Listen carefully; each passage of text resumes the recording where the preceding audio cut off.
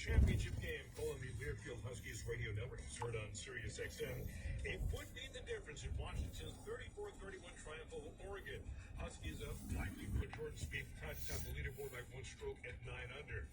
MLB showing Ohtani sweepstakes. ESPN's Jeff Passer reports the bidding reduced to the Dodgers Cubs. It's happening on Sirius XM.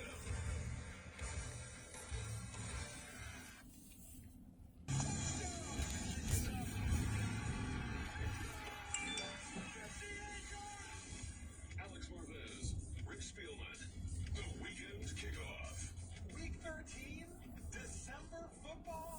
Let's go. Welcome to the weekend kickoff. It is your truly Alex Marvez, along with my tag team partner, Rick Spielman. We've got so much to get into over the next 2 hours, including the Sunday night matchup between Kansas City and the surging Green Bay Packers. And towards that end, we'll have Pete Doherty, Packers columnist for the Green Bay Press-Gazette and USA Today Network, Wisconsin, joining us 10:35 a.m.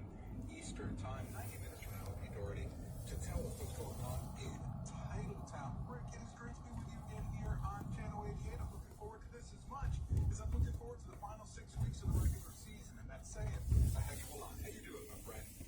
Or walk. So I said, Dad's got to go to work. As my wife calls it, a hobby. So gathered the dogs, threw them in the back of the truck, and came back here. And I was like, I get to work with Alex Marvez this morning. What more could anyone else in the world want than to co-host the show with Alex Marvez?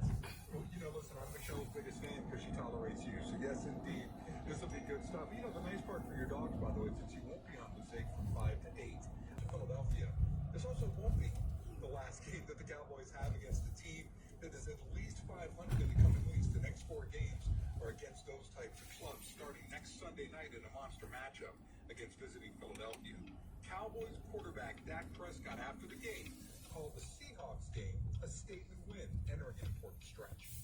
We talked about the records earlier in the weekend, right? Can't pick out how it's been matched up, but obviously know the stretch that we have coming ahead of us, and this was a big one to get, as you said. The first one with the winning record, but more importantly, in the fashion that we did in a tough game, back and forth, down at halftime, down in the fourth quarter, and the guys and the team really just making plays when plays were needed. Yes, they did. And of course, Micah Parsons making the big play at the end there. Seahawks ran the type of offensive play that probably looked good on paper, but wasn't real good in reality. But Rick, let's start with the Cowboys here. Just your overall thoughts on what you saw from them on Thursday Night Football. Yeah, it's kind of like this rundown. It looks great on paper, but who knows where the heck it ends up by the time we're done with it. So it was a great game. I mean, after, in my opinion, and Alex, you may disagree, watching the Thanksgiving Day games, they weren't as competitive as I thought they were going to be. And if you look back, Seattle was just non-competitive in that game. I know Geno Smith was coming off an elbow injury. So I was excited to see if they were going to respond. They had a couple of days and Geno got healthy, and Geno looked like the best I've seen him all year in that first 3 quarters. And then you see him stumble down the stretch here when they had an opportunity in the fourth quarter. Dallas's defense, Dan Quinn did a great job kind of turning that around, getting some heat on Geno. He was not nearly as effective. It seemed like they were going after Bland. And the reason I know this, I got to tell you a quick story. I was on a plane traveling back home. I had to travel this week on some business. And I didn't have my Prime Video on my tablet. I have it in the house, but I didn't, because I'm an IT idiot, I didn't know how to put it on my tablet before I left. So there was a guy across the aisle watching the game on his tablet. We're getting ready while we're waiting for takeoff. I said, would you mind if you could just turn it so I could look through 2 ends to watch the game? So the guy said, yeah, for sure.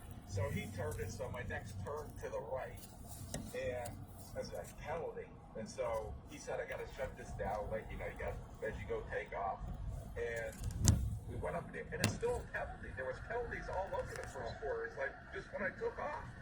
So Clete Blakeman, who I know very well, the official there, is a very good official, but it seemed like there was a penalty every other play in that first half. So I didn't miss much from take it off till we got up and the guy was allowed to turn his pewter back on so we can watch the game. I even asked him, "Hey, can I hold it the second half just so my neck start to get a crank?" Because I Straight or right? Left. Oh, it's straight. The guy thought I Go was straight. probably nuts, but I entertained myself, as you can tell, all the time.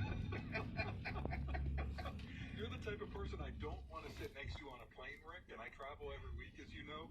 Absolutely the last person I would want to have speaking with me at this point. So thank you for the warning, by the way. If I ever do see you on a flight, I now know to change my seat and get the heck as far away from you as humanly possible. You're right about Bland, right? He committed. He actually, Right it's here. interesting, as it turned out, he gave up more